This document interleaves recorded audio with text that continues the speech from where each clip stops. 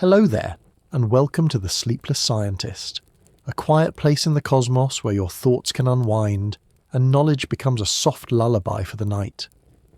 Tonight's journey will take us into a question that feels as old as starlight and as delicate as the breath that carries it. Does the universe itself think?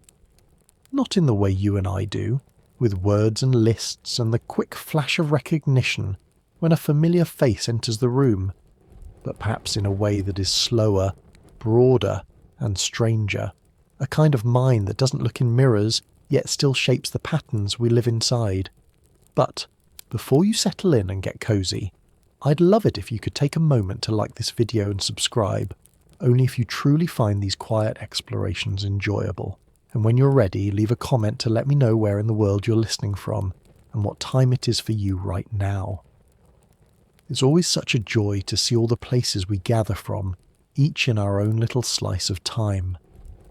Now, feel free to dim the lights, maybe turn on a fan for a soft background hum, and let's gently begin our journey into the question together. And if your mind begins to wander, that's perfectly fine. Let it drift. We'll still be here, quietly unfolding the story. Imagine you're lying on your back in the grass on a still night, far from the sound of traffic or the glare of streetlights.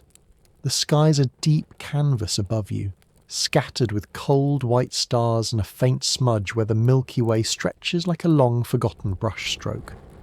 You can hear the soft ticking of your own heartbeat in your ears, and perhaps the occasional rustle of a leaf as some unseen creature moves in the dark. And in that stillness, a thought surfaces, not sharply, but the way a ripple swells when a fish moves just beneath the water's skin. Is something, somewhere, thinking this moment into being? It's a question that doesn't demand an answer. It is content simply to hover, like mist over a quiet field at dawn. But if we follow it gently, we begin to notice the many ways our own experience of the world is filtered. We don't see raw reality, if such a thing exists. Instead, we see colours shaped by the structure of our eyes, hear sounds limited by the curve of our ears, and feel textures interpreted by a web of nerves and brain cells. Even the very idea of a world out there is built from signals that have already been translated into a language our minds can understand. One way to picture this, and it's an image we'll return to throughout the night, is to think of the physical world as the dashboard of a spacecraft. When you look at the dashboard, you see glowing indicators, smooth dials, little blinking lights. They tell you something about what's happening in the machinery hidden away behind the panels, but they are not the machinery itself. If a fuel gauge needle dips toward empty, the gauge is not running out of fuel. It is merely showing a sign that somewhere in the deeper systems of the ship, a certain level has been reached. Likewise, what we call the physical world could be just such a dashboard, a representation of something more fundamental and hidden from direct view. In a framework known as Analytic idealism, that something is not matter at all, but mind. Not your mind or my mind alone, but a vast mind-like field, sometimes called the mind at large. In this view, all our private experiences and the public world we seem to share are different faces of a single, underlying mental reality. You could imagine it as a great ocean, stretching far beyond the horizon, with each of us existing as whirlpools in its surface waters. Each whirlpool has its own shape and boundaries, yet the water flowing through it is the same water that flows through all the others. The boundaries between us, between one whirlpool and another, are not walls, but simply differences in how the currents happen to be spinning. Now here's where the idea becomes even more unusual. This mind at large, though richly structured, may not be metacognitive, meaning it may not reflect on itself the way you and I can. A cat curled in a sunny patch may be perfectly aware of the warmth, the light, the sounds of distant birds, yet it is not composing essays in its head about the nature of heat or the social habits of sparrows. The universe's mind, if such a thing exists, might be like that on a grander scale. full of patterns, archetypes, and the seeds of all things, yet without a self that sits apart to watch and comment.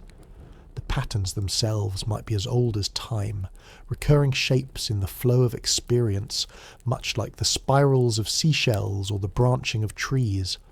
Carl Jung once called such deep patterns archetypes. In the context of a cosmic mind, these could be the natural forms that reality tends to fall into, the grooves worn into the great riverbed of being. They might be why certain mathematical relationships keep appearing in our science, why symmetry feels both beautiful and inevitable, why the growth of a galaxy and the unfurling of a fern leaf seem to follow the same quiet logic. This view does not claim to answer whether the universe thinks in the human sense. Instead, it asks us to entertain a softer possibility, that thinking as we know it is one kind of whirlpool among many, and that the ocean itself, whether it has an eye or not, is the source of all the currents, all the waves, all the ripples of experience. The dashboard we see is a simplified translation of this deeper reality, much as the icons on a computer screen stand in for the complex electrical currents within the machine. So tonight, we will walk through this question slowly, step by gentle step. We will explore how truth, mathematics, time, and evolution might look if the universe is indeed one vast mind. How intention and meaning might arise in such a place, and what this could tell us about our own brief flickering lives. You don't need to hold on to every detail. Let the ideas drift in and out, the way thoughts do when you're half asleep and the day is already loosening its hold. By the time we reach the end, perhaps the question itself will have changed shape, or perhaps it will still be there, quiet and luminous, waiting for you whenever you look up at the stars. If you have ever been in a cockpit or even just glanced at the instrument panel of a car while someone else was driving, you know that what you see is not the world itself, but a translation of it. The speedometer's needle sweeps in a smooth arc, telling you something about how fast you're moving, yet you don't see the actual spin of the wheels, the grip of the tyres on the road, or the frictional heat building in the engine. You see a number, a dial, a light, a symbol. Now imagine that everything you experience is part of such a dashboard. The colours you see are indicators, coded in a language your mind has learned to read without even knowing the alphabet. The warmth of a mug in your hands is not the raw vibration of molecules, but a converted, meaningful signal. In this analogy, our senses are the gauges, and the world we inhabit is the panel, smooth, simplified, and built for usability, not for giving us direct access to the machinery behind it. The machinery, if analytic idealism is correct, isn't made of physical gears or circuits at all. Instead, it is woven from something more fundamental, mind itself. Not your mind, not my mind, but a vast expanse, the mind at large, from which the dashboard signals are drawn. This is not the mind of a cosmic engineer or the brain of a colossal creature, but something stranger, an all-encompassing field of experience, rich with structure, yet not necessarily gazing at itself in reflection. When you look around your room, you might see a desk, a chair, a plant by the window. In the dashboard metaphor, these are not literal separate things in the machinery. They're icons, each representing a deeper process in the hidden layer of reality. The chair is not really a chair any more than the paperclip icon on your computer is really a bent piece of metal. It is an efficient symbol standing in for something you cannot touch directly. This perspective raises a subtle but important point. If the world is a dashboard, then what you and I are is not the dashboard itself, but patterns in the machinery that the dashboard reflects. Our private thoughts and feelings are like currents in the great ocean of mind, temporarily gathered into whirlpools, distinct enough to have a sense of self, but never truly separate from the larger flow. And in this ocean, dissociation is simply a way of carving boundaries within what is otherwise seamless. Picture a river splitting around a large rock. On either side, the water moves with its own turbulence, sometimes seeming like separate streams, but step back and you see they are one river rejoining downstream. In mind at large, we may be those temporary streams, separate enough to have our own vantage points, yet joined in ways we can't perceive from within the current.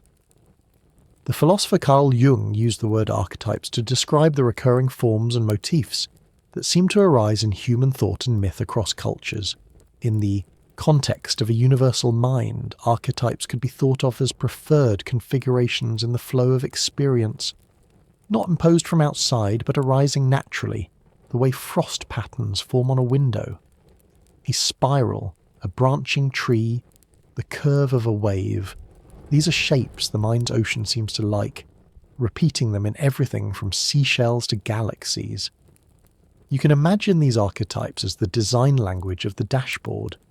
Just as every car dashboard has some arrangement of circular dials, rectangular screens, and coloured lights, the world we perceive might be built from a set of deeply ingrained patterns. We didn't choose these patterns. They are simply the way the ocean of mind tends to settle when left to itself. This is not to say that the dashboard is untrustworthy. It is trustworthy in the way a compass is trustworthy. It points you toward useful truths, even if it leaves out the full texture of the terrain. The dashboard doesn't have to show you the molecular structure of the coffee in your cup for you to know it is hot. The red warning light is enough. Likewise, you don't need to perceive the hidden architecture of mind at large to live meaningfully in the world its dashboard presents. But here's where the question of the universe thinking becomes more delicate. If the dashboard is a representation, and the machinery behind it is mind-like, then what we call thought might be only one small type of pattern within that mind. The dashboard shows us human thought because that is what our corner of the current is doing. It might show a different pattern in the consciousness of a whale, or of a forest, or of something we don't have a word for. The vast mind itself could be full of such patterns, without ever stepping back to notice them all. It is like watching waves form and dissolve on a shore. The patterns are real, the ripples, the foam, the sudden gathering of a crest before it falls. But the sea is not sitting somewhere with a ledger, taking note of each one. The sea simply moves, and in moving it creates. As we continue tonight, we will keep this dashboard image close at hand. It will help us think about truth, about how the patterns of the dashboard might correspond to the deeper reality beneath it, about how time might be less a flowing river and more a way of filing the dashboard's readouts, about how life's evolution might be a change in the hidden currents rather than in the dials themselves. For now, you might let your eyes wander around whatever space you're in and imagine that each thing you see, each object, each colour, each shadow is a symbol. It may feel solid, but in this view, its solidity is like the crispness of a dashboard gauge, a dependable translation of something more fluid and hidden. You might not know what that deeper thing is, but the dashboard gives you enough to navigate. And perhaps that is all we were meant to do. Steer by the lights we have, even if the engine they represent remains forever under the hood. If you've ever stepped inside a quiet cathedral on a sunny afternoon, you may remember how the light changes. Outside it is clear and direct, flooding the stone walls and paving the streets without much ceremony. But once it passes through the coloured glass, it softens into shapes and hues that didn't exist in the air a moment before. Crimson petals, deep blue seas, rings of gold. The light is still light, yet it has been transformed into something patterned and particular, telling a story in colour and shadow. In the view we've been exploring, truth is a little like that light. It originates in the deeper reality of the mind at large, the vast ocean of experience beneath the dashboard. But by the time it reaches us, it has been refracted through the stained glass of our perceptions, our symbols, and the archetypes the mind tends to favour. The patterns are not the thing itself, just as the rose in the glass is not a literal flower, and yet the patterns still correspond to something real. The way the coloured image still corresponds to the clear light streaming from the sun. This way of thinking about truth is sometimes called light correspondence. The idea is that truth does not line up with matter, because matter, in this model, is part of the dashboard, not the engine, but with stable configurations in the deeper mind. These configurations might be as intricate as a spiral galaxy, or as simple as the relationship between two musical notes, and when our perceptions line up with them, we say we've told the truth. Different philosophers have tried to capture what truth is with their own metaphors. One approach, called the correspondence theory, imagines a map and a territory. If your map matches the hills, rivers and roads of the territory, then the map is true. It's a comforting image, but in our case the territory is not a spread of land but the unseen currents of a universal mind. Another approach, the coherence theory, compares truth to a puzzle whose pieces must fit together without gaps or contradictions. If the picture on the puzzle box matches what you've built, and all the pieces hold each other in place, then what you have is true, at least within that set. But coherence alone doesn't guarantee that the puzzle corresponds to the world outside your table. You could complete a beautiful puzzle of an imaginary place. There is also the pragmatic theory, which suggests that truth is what works, not in the narrow sense of what gets me what I want, but in the sense of what continues to hold up when you try to live by it, what keeps you from walking into walls in both the literal and metaphorical sense. If we carry the stained glass metaphor further, the correspondence theory would ask, does the light behind the glass really come from the sun we think it does? The coherence theory would ask, do the colours and shapes in the window fit together into a single, consistent picture? And the pragmatic theory might say, when this light falls on the floor, does it illuminate the path so we can walk without stumbling? In our everyday lives, we use all three without much thought. We check the map, we see if the pieces fit, and we ask if it works in practice. In the deeper view, all of these are ways of aligning the dashboard with the patterns in mind at large. What's unusual here is that the dashboard's patterns are not physical facts in the usual sense. They are appearances shaped by mental archetypes. A spiral in the glass might echo a spiral in the ocean of mind, not because the universe likes spirals in a conscious way, but because certain shapes are stable and self-sustaining in that medium. We could say the spiral is true to the ocean, in the way a shell's curve is true to the growth process of the creature inside it. The light that filters through our stained glass window of perception is not the full brightness of the original source. It is in a way compressed, much like the way a photograph captures a scene. A photograph is not the scene itself, but it contains enough of the relationships of colour and shape for us to recognise it. Our perception compresses reality into something we can navigate, and the compression is not random. It is tuned to highlight the patterns that matter for survival, for curiosity, and perhaps for beauty. When you think about it this way, truth is not just a cold alignment of statements and facts. It is a meeting between the light of reality and the coloured panes of the mind's window. A meeting that produces meaning. Without the light, the window would be dark and empty. Without the window, the light would have no shape to speak through. Sometimes the light comes to us through an ancient design, the archetypes shaped by the history of mind itself. Other times we add our own panes to the window, cutting and arranging them according to our own stories. And every so often, a piece of glass falls away or is replaced, changing the patterns entirely. What remains constant is the light itself, steady and different to the way we frame it. As you sit with this idea, you might picture a single beam of sunlight travelling for millions of years from a distant star, passing through countless stretches of emptiness, finally arriving at a window in some quiet corner of the universe. The colours it takes on, the story it tells in those last few feet are local, shaped by the window it happens to meet. But the light itself has been part of a larger journey, carrying with it the same unshaped brilliance all along. In this way, truth feels less like a property we invent and more like a relationship we enter into.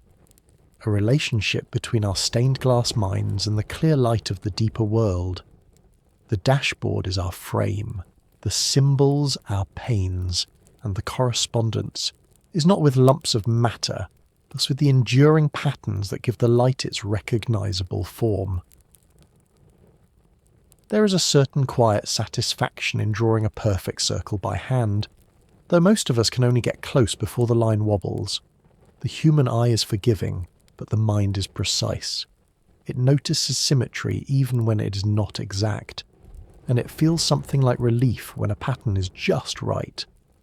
A spiral in a seashell, the hexagons in a honeycomb, the gentle branching of rivers seen from the air. All these stir something in us, not because we have studied geometry, but because our minds seem to recognise them instinctively.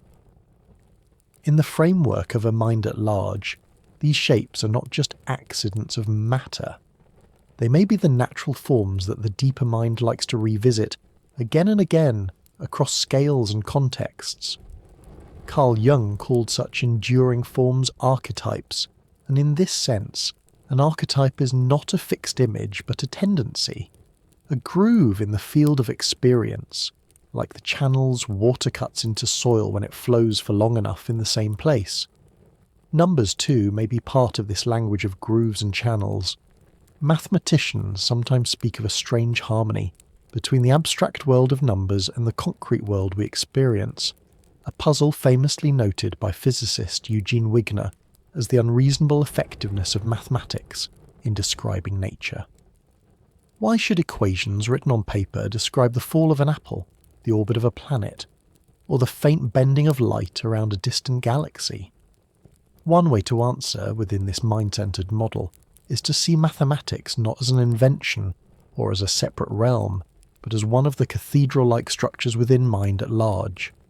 Picture entering a vast hall where every column and arch is built from a single, repeating motif, and yet no two details are exactly alike. The hall is not separate from the rest of the building. It is simply the part of the architecture that reveals the hidden order most clearly. In this metaphor, mathematics is not imposed on the world from outside. It is the way certain patterns in the universal mind hold together, like the geometry that keeps the arches of a cathedral from collapsing. You might imagine that when we discover a mathematical law, we're finding a staircase in this cathedral, one that has always been there, spiralling upward, waiting for someone to notice it. We walk a few steps, then stop to take measurements, sketch diagrams, and share them with others. Sometimes we discover that the staircase connects to another we already knew, forming a hidden loop. Sometimes it leads into a chamber whose patterns are unlike anything we have seen before. Physicist Max Tegmark has suggested that the universe itself might be a purely mathematical structure, that the arches, the staircases, the geometry are not just ways of describing the building, but the building itself. In the language of our journey tonight, this would mean that mind at large is, at least in part, a cathedral of patterns, with the physical world as its stained glass and the experience of life as the play of light upon the floor. From this perspective, numbers and shapes are not human inventions so much as human encounters with something older than humanity. We didn't create the ratio that governs the spiral of a nautilus shell. We noticed it, gave it a name, and built other things, from music to architecture, that echoed it. The same could be said of the way planets move in their orbits, or how waves break on a beach. We found the equations that match those motions not because we imposed them, but because those motions already inhabit the same patterned hall our minds are made to navigate. Think for a moment about the feeling of solving a simple equation, or fitting the last piece into a puzzle. There is a small but unmistakable sense of completion, as though something in you recognises the fit. This may be more than just satisfaction. It may be the recognition of an archetype aligning with its counterpart in your own mind. Like two tuning forks resonating across a quiet room, the pattern in the world and the pattern in you hum in the same key for a moment. And yet, in this model, these resonances are not proof that the universe thinks in the human sense. A spiral does not need to be self-aware to be beautiful, nor does a mathematical relationship need to know it exists to be real. The grooves in mind at large may simply be the natural outcome of its nature, just as the rings in a tree trunk form without any plan, yet still tell a story about the seasons that shape them. Perhaps this is why so much of mathematics feels simultaneously invented and discovered. We invent the symbols, the notation, the ways of speaking about the patterns. These are our panes of stained glass. But we discover the patterns themselves, the light that gives those panes their colour. The interplay of invention and discovery mirrors the interplay between our dashboards and the deeper currents. We create the interface, but we do not create the engine it represents. In a sense, each equation, each geometric proof, each repeating ratio is like a map drawn on the inside of the cathedral wall. It doesn't show you the whole building, no map can, but it helps you find your way from one chamber of pattern to another. And every time a new connection is found, a bit more of the great architecture becomes visible. So, when we think about why the universe speaks mathematics so fluently, we might imagine it less as a conversation between two strangers and more as a duet between two parts of the same song. The patterns we find in nature are patterns we are also made from. The recognition is mutual, even if it is not reflective. We are the spiral noticing the spiral, the symmetry perceiving itself in the mirror of the world. There is a certain moment, perhaps you have felt it when you pause before making a choice and you see not just the path ahead, but the faint outlines of all the other paths that could have been. Some are close at hand, ready to step onto with a single change of mind. Others are hazy, like roads glimpsed across a misty valley, their entrances already hidden by the folds of time. This branching awareness is what philosophers sometimes call counterfactuals, the what-ifs, the alternative states of the world that could have unfolded but did not. In the language of mind at large, each of these possible paths can be thought of as a different configuration in the deeper mind's landscape. The dashboard shows us the one we're walking now, but the others are still there in the background like trails in a forest that you didn't take, but that still wind away through the trees. The interesting thing is that in this model, those unwalked trails are not physical facts in the way we usually think of them. They are reachable arrangements within the mind's own set of archetypal possibilities. To picture this, imagine a great garden laid out in a web of paths. Some paths are clear and well tended, others overgrown but still passable with effort, and some have been blocked so long that only the faintest trace of them remains. The paths themselves are shaped by the terrain, by the slopes and valleys of mind at large's underlying structure, and the terrain in turn reflects the archetypes that have been part of it for as long as it has existed. We can move along the paths that are open to us, but we cannot suddenly walk through a solid cliff. The reachability of a path depends on whether the deeper structure allows it. This is where an older idea from mathematics, called intuitionism, finds a place in the conversation. The mathematician L. E. J. Brouwer suggested that a mathematical object only truly exists when we can construct it, step by step, rather than simply assume it is there because logic says it must be. In our metaphor, this is like building a bridge across a stream stone by stone, rather than declaring that a bridge exists somewhere and trying to use it sight unseen. The act of reaching the other side is bound up with the act of building the crossing. In terms of possibility, this means that some potential states of the world are not just waiting in a vault, ready to be unlocked. They must be approached and constructed through the sequence of states we actually live through. You might be able to imagine yourself playing the piano beautifully, but if you have never practiced, the path to that possibility is blocked. Not because it is unimaginable, but because the steps to reach it have not been taken. The interplay between possibility and reachability is part of what gives life its texture. If every possible path were equally accessible at all times, there would be no need to choose, no sense of direction, no unfolding story. The fact that some doors are open, some locked, and some hidden entirely creates the very shape of the journey we're on. And just as in a garden, the way the paths wind and intersect reflects deeper patterns, the archetypes, that shape the mind's terrain. There is a quiet beauty in thinking of the unchosen paths not as failures or losses, but as parts of the same great landscape. The road you did not walk may still curve through fields of light in someone else's story, or remain untouched in the wild places of mind at large, preserved as a kind of counterfactual dream. And because we are, in this view, whirlpools within the larger current, some of those dreams may flow into others, influencing patterns far from where we stand.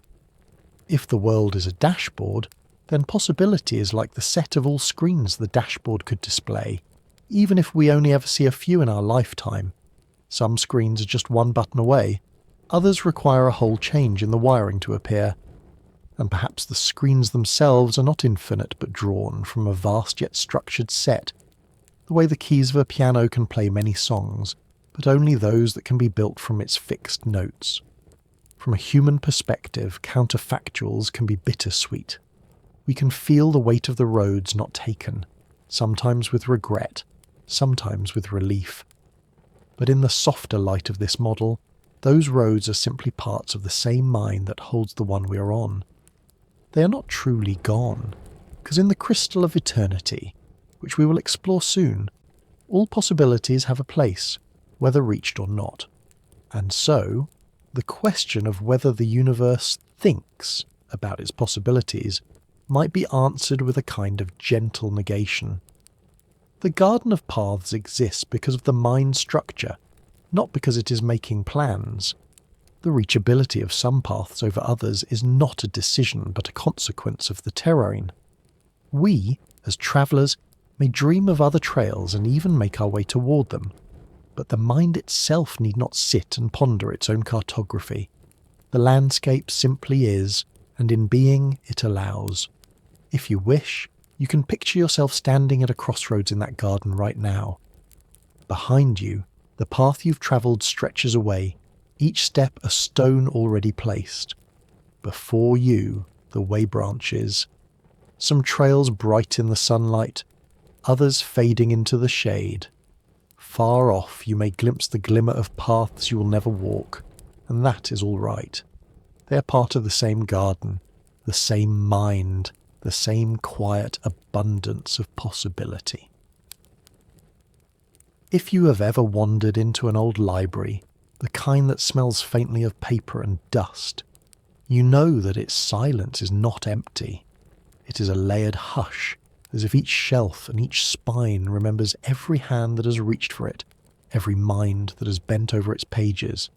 The books do not move, but the stories inside them travel, from the first page to the last, from one reader to the next. In the model we are following, time can be imagined as the library's way of keeping its stories in order. Mind at large, this vast interior in which we find ourselves, contains more than just the present moment. But to navigate it, to make sense of the unfolding, we arrange our experiences on shelves, each with its own label, its own position between before and after. Time, in this sense, is less a river carrying us along, and more the filing system of the library itself.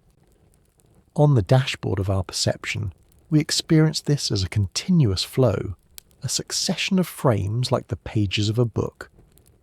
But behind the dashboard, what we call past and future may be nothing more than different drawers in the same cabinet, different entries in the same grand catalogue.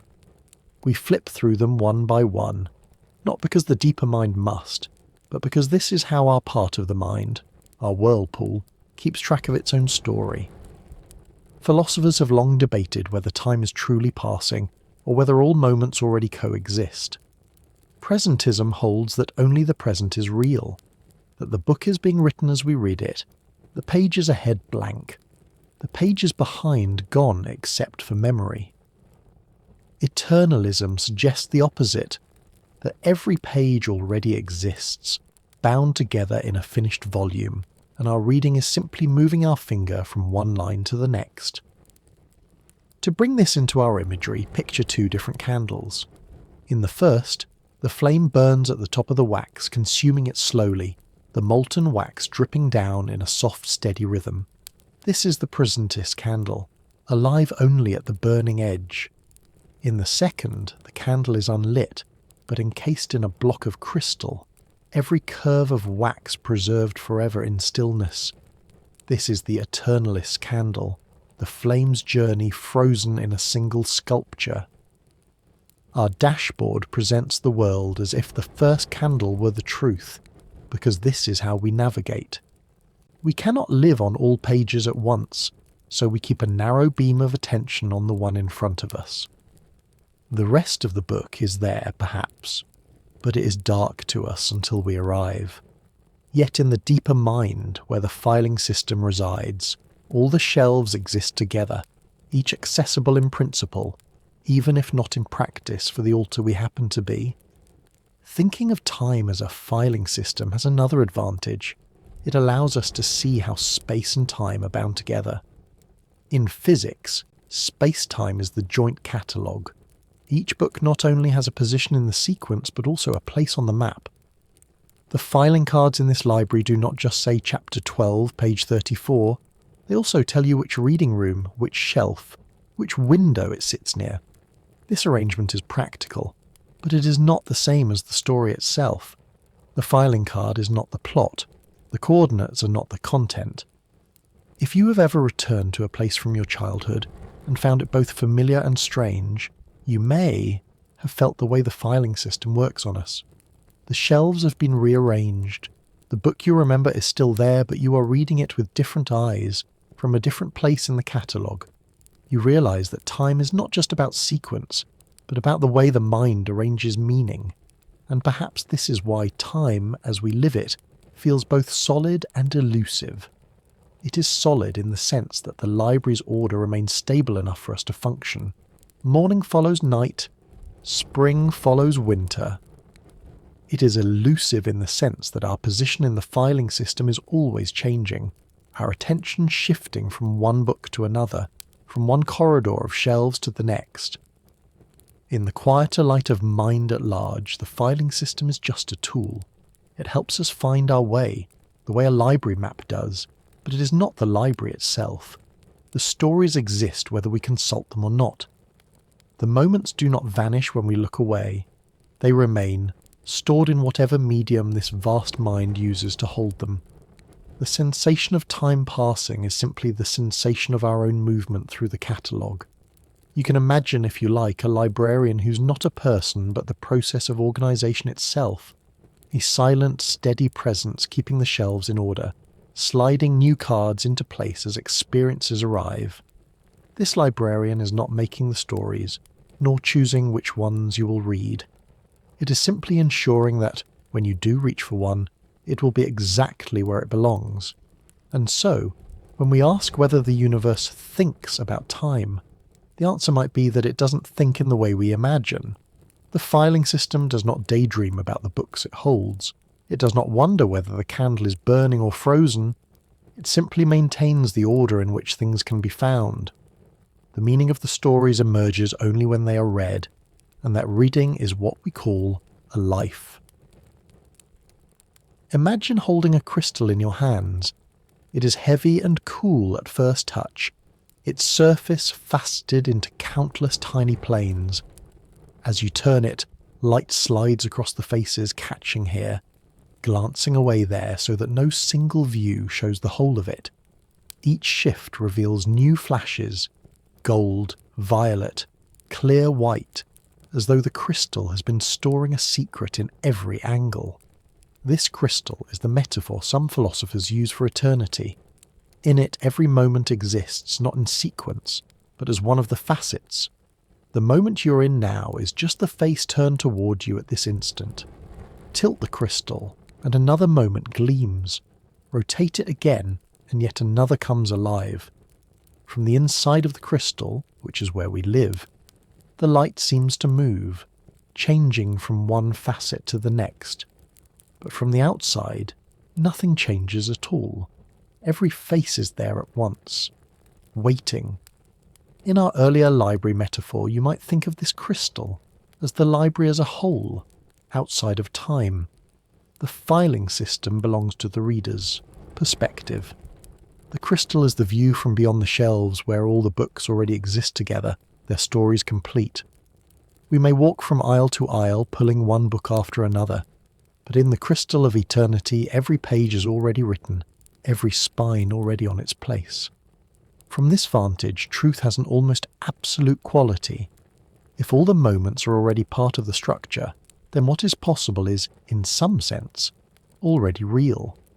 Not in the way we usually use real, but as a facet waiting for the right turn of light. The possible and the actual merge, like colours in glass that shift only because the viewer has moved. It is tempting from here to imagine that the crystal knows itself, that mind at large gazes at its own reflection through these facets. But the model we are exploring allows for something subtler. The crystal need not be self-aware in the way we are. It can be richly structured, endlessly patterned, and yet not metacognitive. The light that plays across its faces is not the result of a plan. It is simply the way a crystal of this kind behaves when illuminated. When you walk through a museum and see a crystal in a glass case, you know that it is fixed. Its facets will not rearrange themselves to please you, but the light will change as you move, as clouds pass outside, as the angle of the sun shifts through the day. Likewise, our movement through the crystal of eternity is what gives us the sensation of time, of change, of narrative. The structure is constant, but our relation to it is not. Some might find this vision unsettling. If all moments exist, then where is freedom? Where is choice? But there is another way to feel it. The fact that all the facets exist does not mean we have already seen them. Our journey is the act of turning the crystal, of letting the light reveal one face after another. The wonder lies in the reveals, the gleam of a moment coming into view for the first time, even if it has always been there. There is also a strange peace in knowing that, from the perspective of the crystal, nothing is truly lost. The days you remember with longing, the moments you wish you could return to, the people you miss, all of them are still facets, still part of the whole, still catching light from some angle. We cannot hold them all at once, but they are not erased. They are preserved in the still geometry of the larger mind. In this sense, the crystal is not just a metaphor for time structure, it is also a metaphor for meaning. The patterns we live through are not random scatterings of light, but interlocking designs, each facet subtly echoing others. The laughter in one moment might rhyme with the warmth of a later one. The loss in one face might deepen the tenderness in another. From inside, these connections can be hard to see, like the way light refracts deep within the crystal, bending around planes you cannot glimpse. From outside, they may form a single, perfect symmetry. If the library metaphor helps us understand navigation, the crystal metaphor helps us understand stillness. The library is for moving, the crystal is for being. In the library you turn pages. In the crystal the pages are all already there, and the turning happens only in the mind of the reader. One shows the sequence, the other shows the whole. Sometimes when we pause, truly pause, it feels as though the crystal is holding us still for a moment, letting us see 2 or 3 facets at once. These moments come in many guises, standing at the ocean's edge with no thought but the sound of the waves, sitting in a quiet room with someone you love, both of you wordless, watching snow fall in a street lamp's glow. In those pauses, time feels less like a river and more like a sphere of light, and we are aware, however faintly, that the moment is not going anywhere. It is simply part of the larger structure. And so, when we ask whether the universe thinks about the future or the past, the crystal reminds us that such questions belong to the inside view, the view of movement. From outside, there is no before or after to think about.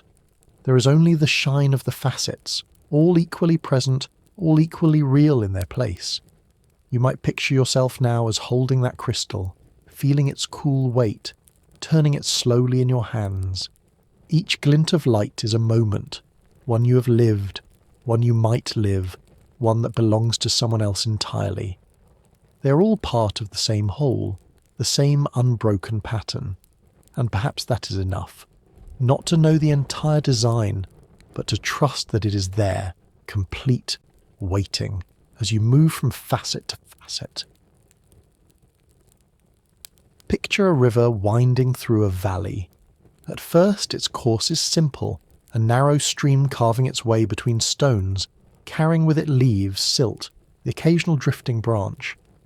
But as time passes, the water learns the lay of the land. It remembers, in a way that is not conscious but is deeply real, where the slopes are gentle, where the rock is soft, where a fallen tree once diverted the flow. These impressions are not written in a book. They are written in the river's own body, in the shape of its banks, in the depth of its channels. In mind at large, something similar happens. The patterns of thought, sensation, and relation that arise within it are not fixed. They can change. They can settle into grooves or leap into new courses when some hidden barrier gives way. What we call evolution, the long branching of life, the adaptation of bodies, the survival of certain traits, is, in this view, simply the way the dashboard depicts these deeper changes in the river of mind. The cells and DNA and fossil bones are not the river itself, but the ripples and reflections on its surface. When a new current appears in the river, it often begins as a small eddy spun out from an older stream. You can see this if you watch water flowing past a rock. The main flow divides, swirls, and sometimes a smaller whirlpool spins off, finding its own path downstream. In the language of mind at large, these whirlpools are like new altars, regions of the current with their own semi-independent patterns, carrying with them the inheritance of the currents they came from. This is not inheritance in the way we think of genes, though the dashboard will display it that way. It is the passing on of shapes, of tendencies in the flow from one whirlpool to another.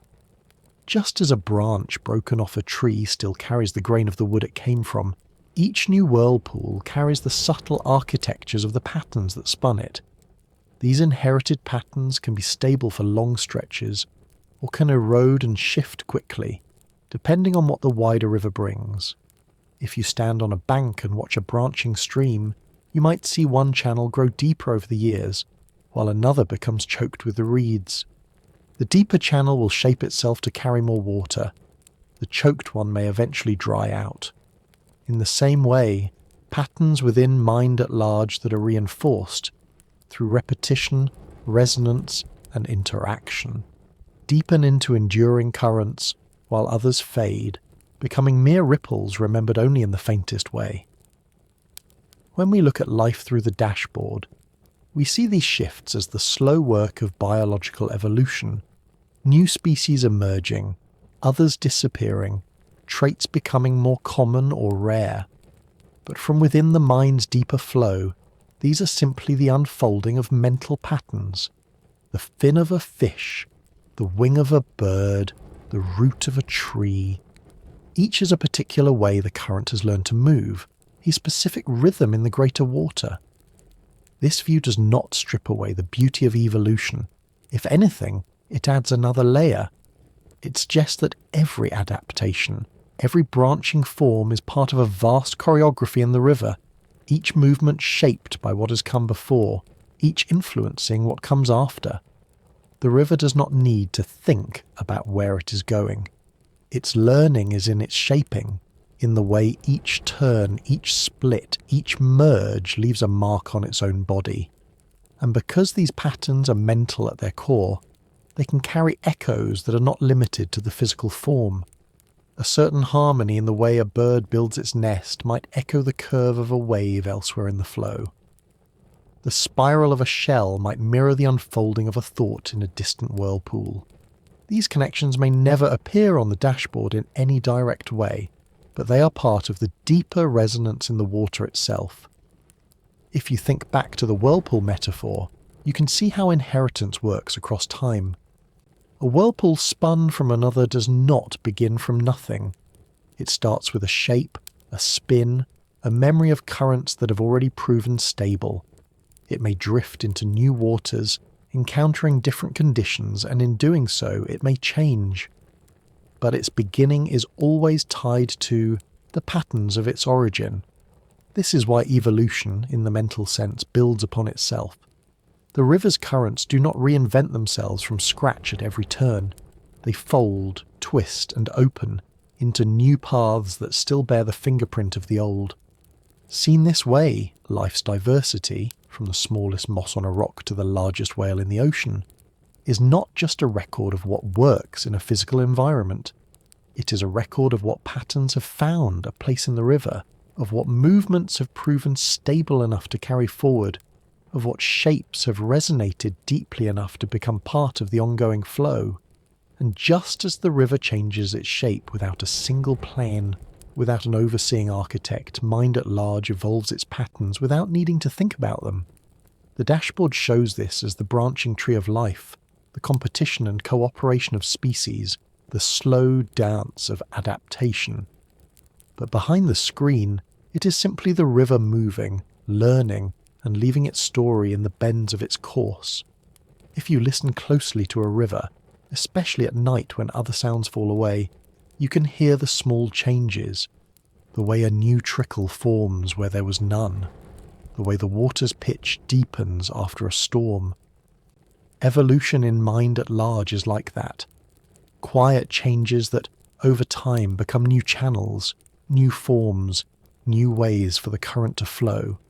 It is not a story of sudden leaps or perfect designs, but of a river finding its way, always shaped by where it has been, always open to where it might go next. If you have ever stood between two large mirrors facing each other, you know the strange depth they create. The reflection seems to stretch away into infinity, an endless corridor of images, each smaller, each containing the one before it.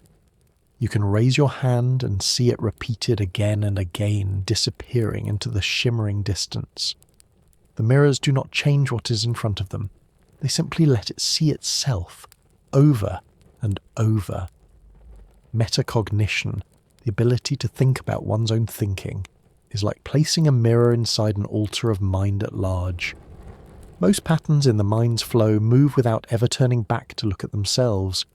They respond to what comes, shift to what fits, deepen the grooves that keep them steady. But with metacognition, a pattern begins to reflect itself, to see its own edges and shapes, and in doing so, it can change in new ways. In the dashboard's language, this is something we often associate with humans. We notice ourselves noticing. We can plan tomorrow while remembering yesterday, all while knowing that we're doing it. But metacognition is not something the whole of mind at large needs to have. It is a local phenomenon, a particular arrangement of currents inside certain whirlpools. You might picture a whirlpool that has grown still enough in its centre that it can catch a clear image of itself in the smooth water. Around the edges, the current continues to move, pulling in leaves, sending out ripples. But in the middle, there is this stillness, this reflective surface.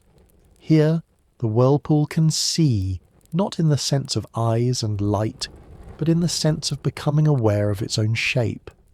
In animals, metacognition appears in varying degrees, and often it is absent.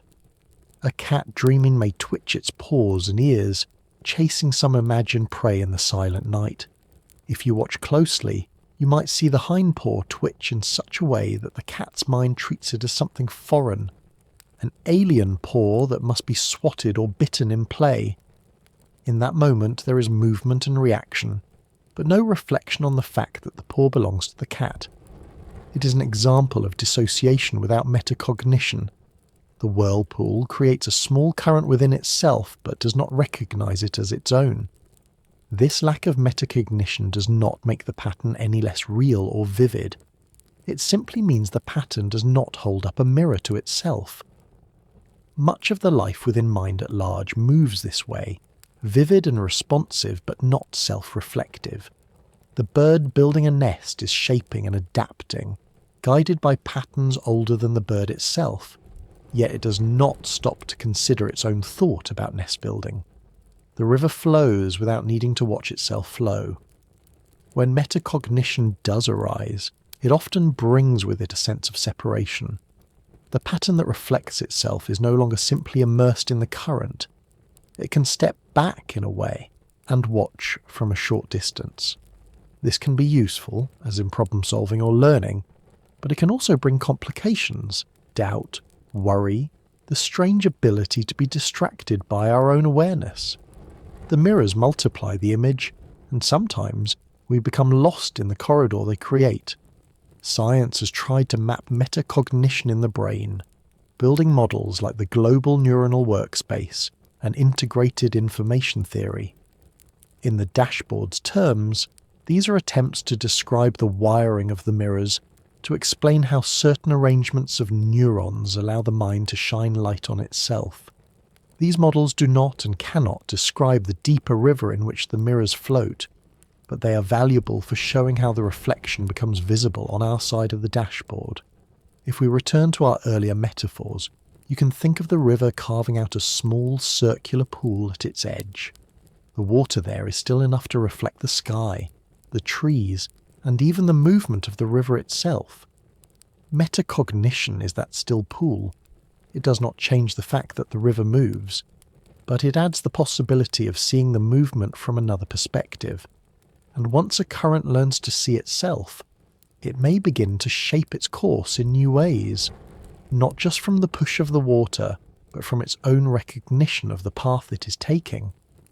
Yet there is no need for every whirlpool to have such a pool. Most of mind at large moves without mirrors, without reflections upon reflections, and in some ways this may be a gentler way to exist, to move with the current without pausing to question every turn. The cat with the alien paw does not lose sleep over the mystery. It plays, it wakes, it stretches into the morning light. For us, metacognition is both a gift and a weight. It allows us to tell stories, to imagine possibilities, to shape the future in ways no other animal can. But it also creates a space for fear to echo, for regret to replay, for the corridor of mirrors to become dizzying. In the larger mind, metacognition is just one kind of current among many, neither better nor worse, simply suited to certain kinds of movement. If you stand between those two mirrors and look deeply, you might begin to notice that the infinite corridor is not truly infinite. The reflections grow dimmer, smaller, until eventually they fade into the silver. Likewise, even our most elaborate self-reflection is bounded. We cannot see every turn of the current, every origin of a thought. We can only see far enough to adjust our course in the present.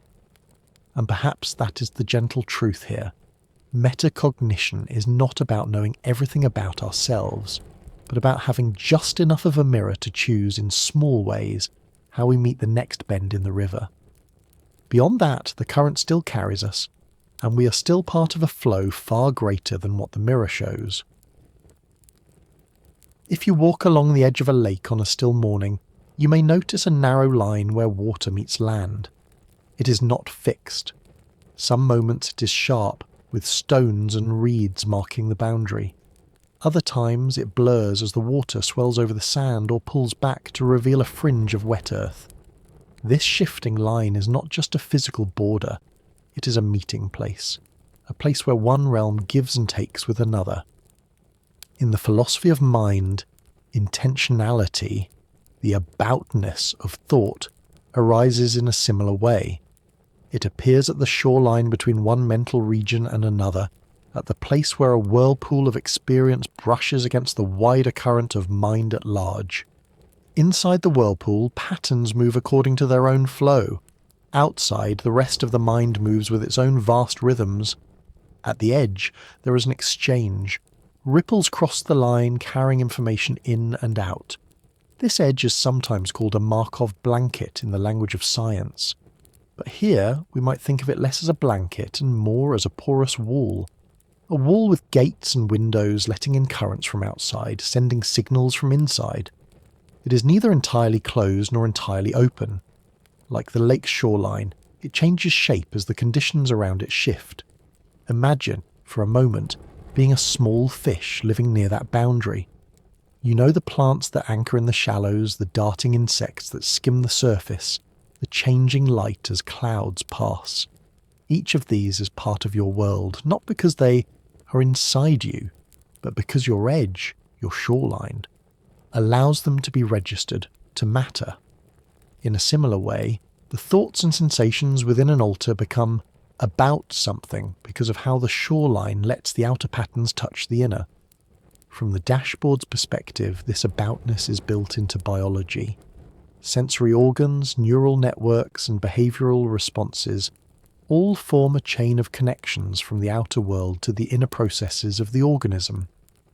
But from within mind at large, the essence is simpler. There is a meeting point where one pattern encounters another, and in that meeting, something takes shape. A thought about a sound, a feeling about a colour, a plan about a future. If you picture the porous wall up close, you might see it as a net woven from fine strands. On one side, the larger mind presses against it, offering patterns in the form of ripples, scents, changes in warmth. On the other, the altar presses back with its own rhythms, pulses of attention, gestures of curiosity, shifts in readiness. The net catches certain patterns, lets others pass, and in doing so, it defines what the inner flow will treat as about something beyond itself. The edges of intentionality are not rigid.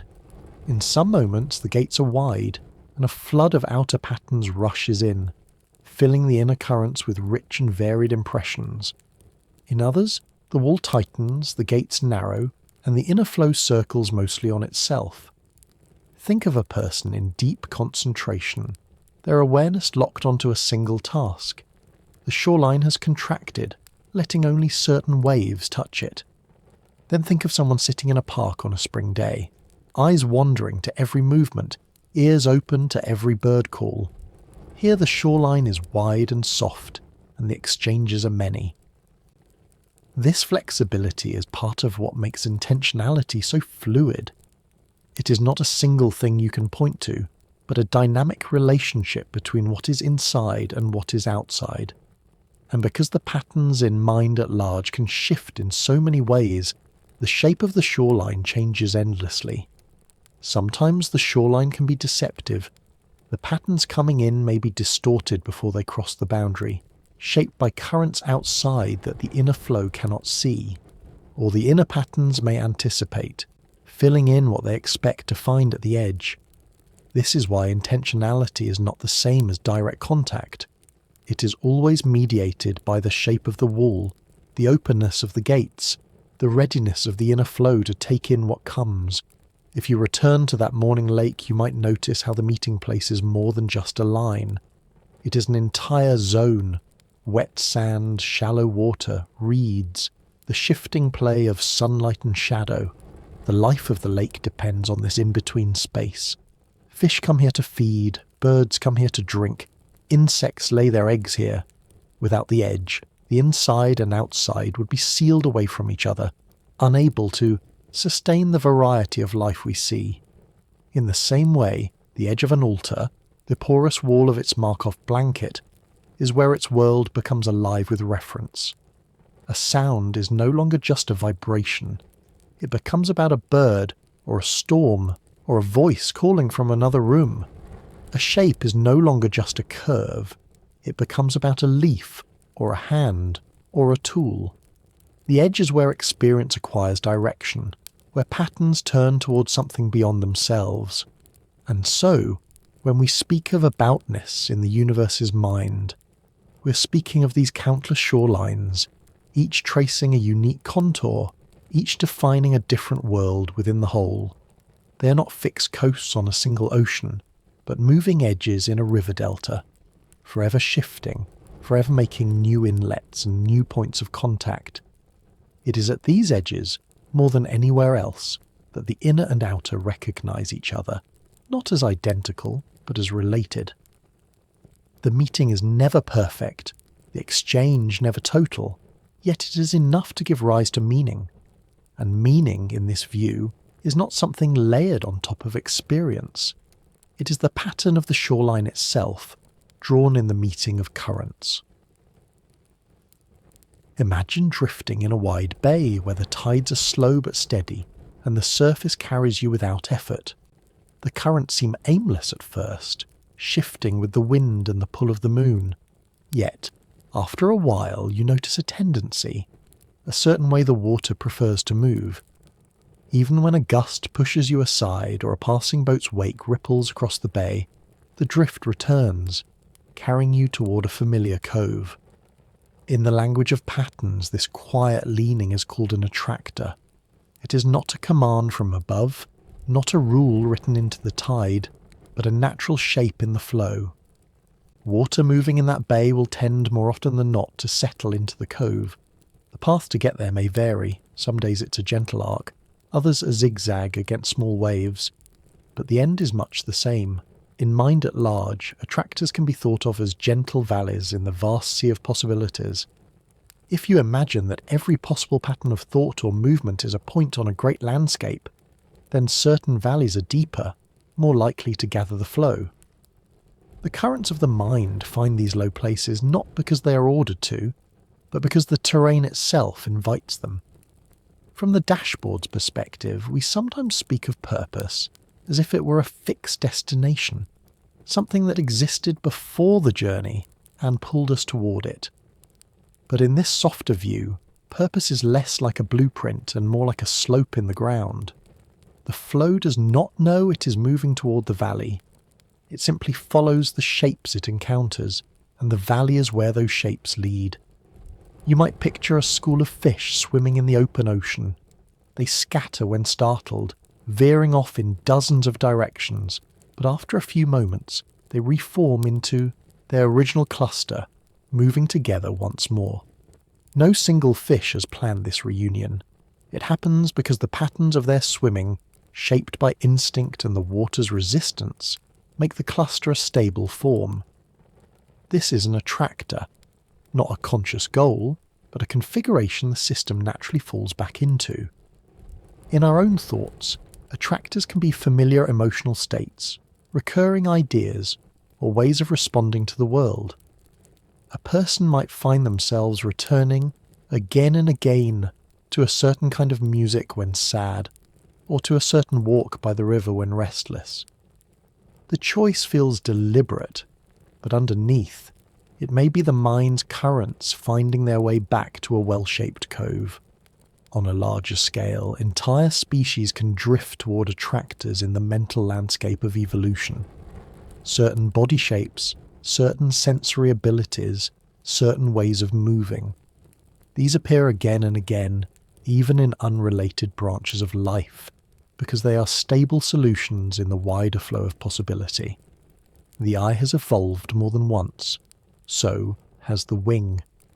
In mind at large, these repeating patterns are like valleys worn deep by countless streams of thought. It is tempting, when we see such repetition, to imagine a guiding hand, to think that someone or something must have placed the valleys there with a plan in mind. But this is not necessary. The shape of the terrain can emerge from the flow itself. As currents move and interact, they carve their own channels, deepen their own valleys, making it ever more likely that future currents will follow the same paths. The attractor is not a law imposed from above, but a habit formed from within. Still, from within the current, the pull can feel like intention. When you drift into a familiar cove, you might say the bay wants to take you there. When a plant turns toward the sun each morning, we might imagine it seeking the light. These are useful ways to speak, as long as we remember that the wanting here is not like the wanting we feel when we plan a journey. It is the wanting of the landscape itself, the quiet inevitability of certain slopes, the gentle funneling of the flow. Teleology, in this softer sense, is not a grand cosmic script. It is a set of tendencies written into the shape of the mind's sea. Attractors are everywhere, from the smallest loops of a thought to the slow spirals of galaxies. They shape the possible without fixing it, guiding without dictating. And in the space between knowing and not knowing, we find room to live. We can imagine purposes, set our own courses, and yet know that the currents have their own leanings. We can work with them, adjusting our sails to make the most of the tide, or we can resist them, paddling against the pull. Though in time, the valleys often find us again. There is a certain comfort in this. If the world's patterns lean in particular directions, we are not navigating in pure chaos. But because the lean is not absolute, there is also freedom. The freedom to wander the shallows, to explore new channels, to discover coves that are not on the usual map. As evening falls on the bay, you might see the tide pulling quietly toward the same cove you visited before. The surface is smooth now, the earlier gusts gone. In the distance, the rocks at the mouth of the cove break the incoming swell into soft, even waves. You drift toward them, not because you must, but because the water moves that way, and you move with it. There is no plane, no destination marked on a chart, only the shape of the sea and your place within it, until you reach the shore. Imagine a garden just after dawn. The light is soft, filtering through leaves still heavy with dew. In some corners the sun catches on petals and turns them into small lanterns. In others, shadow pools beneath the branches. Both belong to the same place. The flowers, the bees, the damp soil, the silent stones. They're all parts of one scene, and so are the clouds, the wind that sometimes breaks the stillness, and the sudden storms that can tear blooms from their stems. When we speak of pain in a mind-like universe, it can be tempting to ask who allowed the storm, who placed the thorns, who chose to leave certain places in shadow. If mind at large were metacognitive, if it knew itself as we know ourselves, the question might be sharper. We would be speaking not just of patterns that unfold, but of a will that could choose otherwise. Yet in the view we have been following, the mind of the universe is not a planner in that way. It is full of structure, rich with patterns, but it does not stand apart from itself to decide where each drop of rain will fall. In the garden, a storm comes because the air shifts, the clouds gather, and the temperature changes. None of these things intend harm. They are part of the same pattern that makes the garden bloom. The same wind that tears petals from the rosebush carries seeds to the far edge of the meadow. The same rain that flattens the tall grass fills the well. In a mind without metacognition, suffering is not placed there by design. It arrives because the currents that create beauty and growth also create shadow and loss. Still from inside an altar, the storm feels personal. A branch falls on the only shelter you had. A cold season withers the plants you depended on. The loss is not abstract. It is lived, felt, carried in the body. And it is here that the challenge of understanding begins. How do we make sense of pain when it seems to be woven into the same fabric as joy? One way is to see that the fabric itself is not moral in the way we are. It is not a ruler weighing right and wrong. It is closer to a river that nourishes the trees along its banks and floods them in the spring. The patterns that fill mind at large are not aimed toward justice or cruelty. They are aimed toward unfolding. Some of those unfoldings bring delight. Others bring grief. In our smaller minds, we try to separate them, to build walls against the storms, to plant only the flowers we like, and in our human way, this is natural. We make roofs, grow crops in neat rows, and choose companions who will not harm us. These are acts of care and they matter deeply. But they are local acts, taken within the greater flow. They do not change the fact that the garden as a whole will always have both light and shadow. You might think of the shadow not as an intruder but as a necessary contrast. Without it, the light is harder to see. Without quiet, the song of the bird is less distinct. This does not mean pain is good, or that we should not work to ease it. It means that in a mind-like reality without metacognition, the same patterns that allow any experience at all will allow a range of experiences, some of which we name joy, others sorrow. There is another way to picture this. Imagine a great weaving. done by countless hands that are not aware of the final design. Each thread is placed according to the shape of those around it, the pull of the loom, the tension in the fibres. Some threads are bright, some dark. No single weaver sees the whole. The pattern emerges from the work of all together. The darkness is not there to harm the light, nor is the light there to erase the dark. The image is made from both. If mind at large suffers with us, it would be in the way that a whole body feels the injury of one part. A cut on the finger sends its sting through the nerves, and in some small way the entire body is aware of it. But the body does not create the cut for a reason. It is simply the consequence of movement through the world. The universe's mind may register the ripples of our storms without having placed them there on purpose. For us, the presence of pain calls not for resignation but for compassion. We can choose to be gardeners who tend not just our own plot, but the edges of others as well. We can repair the fences, share seeds, and bring water to the dry soil. We cannot stop the seasons from turning, but we can make certain corners of the garden more hospitable. And perhaps this is the gentlest way to live with the shadows, to see them, to understand that they are part of the same place that holds the light, and to shape our small space in ways that let life continue despite them. In doing so, we are not changing the whole garden, we are changing our place in it, and in that small change, the whole may shift in ways we cannot see. The garden at dusk holds both scents, the sweetness of flowers and the dampness of earth after rain. Fireflies rise from the grass. Somewhere beyond the hedge, thunder still mutters from a storm that has passed. Here, in the mingling of shadow and light, is the truth of a mind without a master plan. Beauty and hardship rooted in the same soil, growing side by side. If you pull the camera far enough back, the picture of our lives changes. The cities and the roads, the satellites and the ships, all begin to fade into the background until the only thing left is a small sphere floating in a black ocean. On that sphere, clinging to its thin film of air and water, is a population of upright primates. They are clever, curious, and sometimes terribly sure of themselves. They build tools, tell stories, and spend long hours arguing about the shape of truth.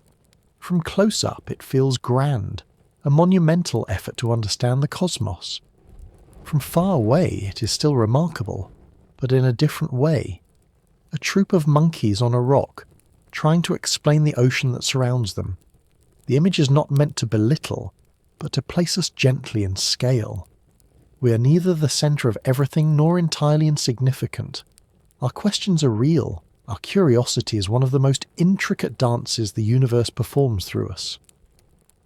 But the dance is still taking place on a small stage, and the dancers are still bound by the rhythms of a mind far larger than their own. Every so often, though, our stage feels infinite.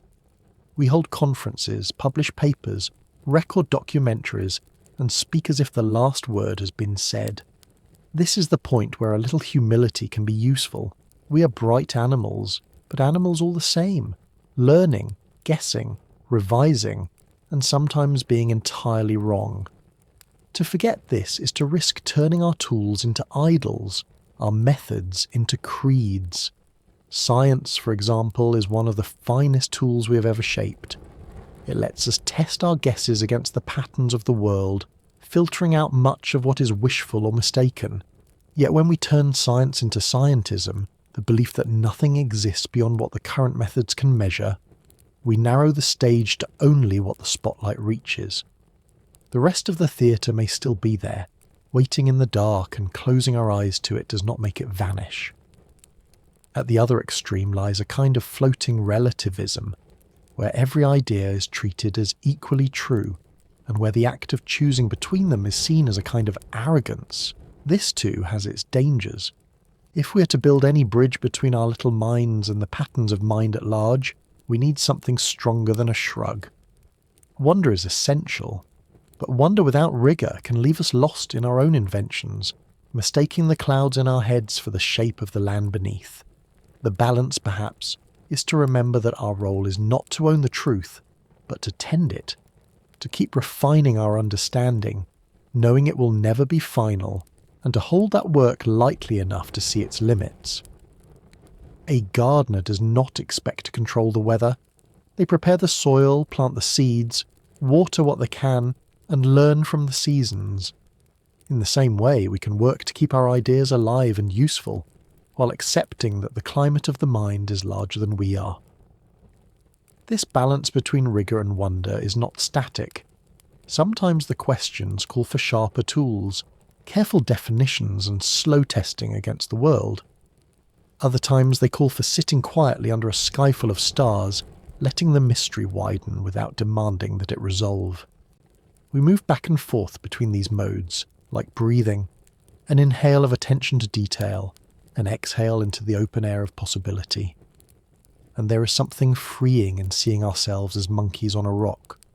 It does not strip away the meaning of what we do, it lifts the weight of believing that we must get everything right on the first try.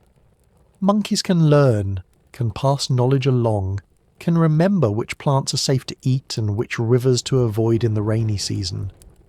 We are doing the same thing on a larger scale, with mathematics, with philosophy, with the strange and subtle language of consciousness studies. When we speak of the whole, of mind at large, of the patterns that hold reality together, we are speaking from within it, like the monkeys describing the rock they stand on. Our words are part of the same pattern we're trying to name. To forget this is to imagine ourselves outside the system, looking in. To remember it is to realise that every thought we have is another ripple in the same great sea. From a distance, our discussions of monism, pluralism, quantum mechanics and archetypes may look like so many chattering gestures in the sun. And perhaps they are, but they are also the gestures by which the universe explores itself through us. The trick is to keep that playfulness in mind, to let the chattering include laughter as well as argument. If you return to the wide view, the rock in space, the ocean of dark surrounding it, you may see the humour in our position. Here we are, with our telescopes and equations, our poetry and our parables, trying to understand the stage on which we dance. We have come far for creatures who began with nothing but stones in their hands and the memory of fire in their minds. We will go farther still. But always, somewhere in the background, the truth remains. We are monkeys on a rock, asking the ocean who it is. If you walk along a shore on a calm day, you may notice that the ocean does not move as a single flat sheet. It is always alive with countless waves, some small enough to be felt only as a gentle lift beneath your feet, others rolling in from far away with a slow and certain rhythm. Each wave has its own shape, its own moment, its own story of where it began. But none of them are separate from the water beneath. Remove the ocean, and there is no wave. Remove the wave, and the ocean remains ready to lift another into being. This is the picture monism offers, reality as one ocean, mind at large itself, with all beings, thoughts, and moments as waves upon its surface. The waves are not illusions, they're as real as any pattern can be. But their reality is not independent. They are born from the whole, shaped by it, and eventually folded back into it, leaving the surface smooth until the next pattern rises. Pluralism tells a different story. It sees the waves not as expressions of one body of water, but as self-contained marbles rolling inside a box. Leibniz called these monads, each one a windowless entity reflecting the universe in its own way, but without directly touching any of the others. In this view, connection is a matter of harmony rather than shared substance, a prearranged dance in which each marble moves according to its own inner program. Both pictures have their poetry. The marbles are neat, orderly, and reassuring in their separateness. The waves are wild, intermingling, and unable to resist the pull of the sea. But when we try to explain how the marbles in the box can seem to affect one another, how my words can reach your ears, how your thoughts can alter my feelings, the problem grows tangled. For waves, this is simpler. The movement of one naturally stirs the water that becomes another. change in one part of the sea is change in the sea as a whole. This is one of the quiet strengths of monistic idealism. It avoids the puzzles of interaction between entirely separate substances by saying there is no absolute separation to begin with. There are differences in pattern, yes, but not in the underlying fabric. All is mind, and the boundaries between what we call things or selves are like lines drawn on the surface of the water, useful for navigation, but not etched into the water itself. To imagine this in a softer way, think of a single tree in a field. In spring, countless blossoms appear. Each is distinct, each catching the light in its own way. A bee might land on one and not another.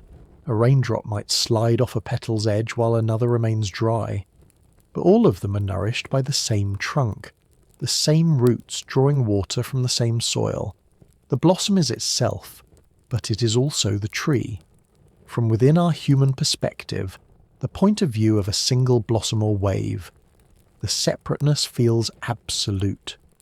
We wake in our own minds, hear our own thoughts, carry our own memories. And yet, if the wave could pause and listen closely enough, it might feel the pressure of the ocean beneath it, holding its shape, feeding its motion. If the blossom could sense the flow of sap, it might know it is not alone in its life, but part of a much larger breathing. This is not to dissolve individuality into nothingness, but to hold it in balance with connection. The wave's curl is real. The blossom's colour is its own. But so is the sea, so is the tree.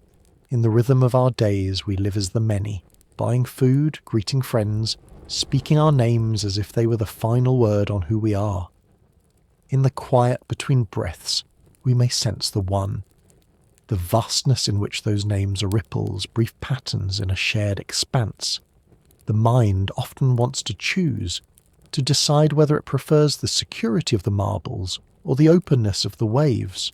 But perhaps the deeper truth is that both views are stories the monkeys on the rock tell to help them live with mystery.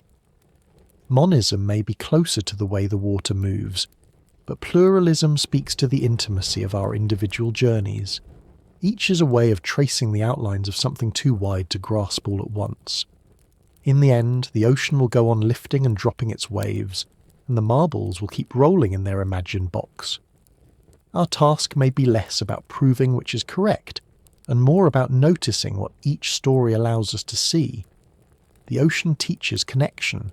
The marbles remind us that each perspective matters. The sea without waves is an empty horizon. The box without marbles is only air. As evening comes to the shore, the tide rises and the waves blur together, their edges less distinct. In the fading light it becomes harder to say where one ends and another begins. The sound is one continuous hush, and for a moment you can imagine that all the water is breathing in time. You stand there, part wave, part shore, part watcher of both, and you realise that the one and the many have always been the same view seen from different distances. Imagine a room you have never entered, yet somehow remember. The walls are covered in patterns that shift with the slow grace of clouds, and in the air there is a sound that is not quite music, but still seems to arrange your thoughts into something orderly. It is not a place you can reach by walking. You arrive in other ways, in the pause between heartbeats when the body teeters near the edge of life, or in the strange and luminous landscapes that certain molecules can open in the mind. People call these journeys many things: visions, encounters, near-death experiences, trips. But perhaps the name is less important than the sense they give, that you have stepped across a threshold into a part of reality usually hidden. In the stories told by those who return, there are often figures who seem to wait there. Some look like people long gone. Some are entirely unfamiliar, yet feel as if you have known them always. They speak in voices, or in impressions that settle into your understanding without sound. They may guide, question, comfort, or simply stand nearby as the scene unfolds. The temptation is to think of them as separate beings, metacognitive minds like ours, who live somewhere on the far side of waking life. But the view we are exploring tonight suggests another possibility. If mind at large is the great ocean, and we are waves rising and falling upon it, then these visitors might be shapes formed not by a separate will, but by ancient currents within the same water. They are patterns, rooms within the mind of the universe, that hold a particular mood, a certain way of moving. Over time, such patterns can become rich with layers, like a cave wall built from mineral drip after mineral drip, until the surface seems to have a life of its own, when an altar. A wave, like us, drifts into these rooms. It can feel as though it has met another, and in a way, it has. It has met a part of the ocean that usually lies far below its own surface. This is not to say the encounters are unreal. On the contrary, their impact can be as lasting as anything in waking life. A conversation in a dream can alter the way a person moves through their days. An image seen in a moment of extremity can become a compass for decades. The reality here is not in the separateness of the visitor, but in the truth of the meeting itself. Two patterns overlapping, exchanging shape for a moment, before drifting apart again. Consider a great library, whose rooms are not built with walls, but with thought and memory. Some are bright and open, filled with the chatter of minds exploring together. Others are hushed, with only a single desk beneath a lamp, where a reader studies something that seems endlessly deep. When you enter one of these rooms, you may find another reader there, someone who, in that space, appears distinct and complete. Yet outside the room, they are not a separate creature walking another street. They are an arrangement of the same mind fabric you are made from, a pattern called up by the architecture of that room. Near-death experiences often bring the most intense of these rooms. The usual frame of the self weakens. The body's signals grow faint. The ordinary dashboard of physical perception flickers, and the altar's boundaries loosen. In that loosened state, the currents of mind at large can carry you into chambers you have never seen while embodied. Some are peaceful beyond language, others are unsettling, even overwhelming. The figures who appear in them might be called guides, angels, ancestors, or archetypes. From this view, they are none of these exclusively and all of them at once. Not separate minds, but ancient rooms of the same mind, shaped to hold certain postures, certain voices. Psychedelic experiences can sometimes mimic this loosening, though in a more temporary and controlled way. The familiar lines of reality blur. The self's borders ripple like cloth in a wind. Here too the mind may wander into rooms it did not know it contained. The visitors met in these journeys can feel startlingly autonomous. They answer questions, surprise with new information, even disagree. But autonomy in appearance is not proof of independent existence. A well-built pattern can respond to the shapes you bring to it, much as a canyon answers with an echo that changes depending on the tone you call into it. It is worth noting that even if these visitors are not separate metacognitive beings, they can still carry wisdom. Patterns within mind at large can hold the distilled residue of countless minds that have passed through them. Just as the worn steps of an old building carry the imprint of thousands of feet, the rooms of the universal mind can be shaped by all who have entered. A traveller might leave a fragment of insight behind, and the next traveller may find it waiting, as if offered by an unseen hand. The dreaming room is not bound by the rules of waking space. Here, time may fold in on itself, letting you see the same moment from several angles. Here, your own thoughts may walk beside you in the form of a person, speaking back to you with a voice you didn't know you had. And when you leave, the door closes as quietly as it opened, leaving you with only the memory, and sometimes a sense that the door is still there somewhere, if you could just remember how to turn the handle. In the quiet of night, when dreams begin to gather at the edges of your awareness, it is possible you have stepped into such a room without knowing. A stranger's face in a dream, a conversation you cannot recall upon waking, but that leaves a trace of calm in your chest. These may be the smallest hints of the same phenomenon. Encounters that happen in the deeper rooms are more vivid. more insistent but perhaps not so different in kind from the gentle visitors that drift through ordinary sleep. The dreaming room is always part of you, and you are always part of it. Whether you arrive through crisis, through chemistry, or through the slow drift of dream, what you meet there is not separate from the ocean you come from. It is another wave, another curl of water, another blossom on the same tree. To meet it is to meet yourself, not the self you know, but the self you have not yet had reason to remember. Imagine again the library without walls, the one whose rooms are built from thought and memory rather than brick and stone. In one of those rooms, a traveller once sat at a table, reading by the glow of a single lamp. They found something there, a pattern, a way of seeing, a truth distilled from years of living. And before they left, they placed it gently back on the table, perhaps not even knowing they had done so. Long after they were gone, another traveller arrived, drawn by the same quiet light, and found the insight waiting as if it had been left for them alone. This is one way to picture how mind at large might inherit metacognitive insights from the beings that live within it. It does not need to reflect on itself in the way we do. It does not keep a diary or write reports. Instead, it holds the impressions left behind by every mind that has moved through it, like the layers of colour in a sandstone cliff. Each layer tells of a time when conditions shifted, when a different current passed through the water, leaving behind minerals that hardened into something enduring. When a person has a sudden clarity, a way of understanding that changes how they live, that moment does not vanish into the air. It leaves a shape in the mind's fabric, a subtle contour that future minds can brush against. Sometimes it happens in dreams, sometimes in those rare moments when attention is so still that the smallest ripple becomes visible. The person may never know where the thought came from, only that it felt strangely familiar, as if remembered rather than invented. We tend to think of inheritance in physical terms, DNA passed from parent to child, the curve of a smile echoing across generations.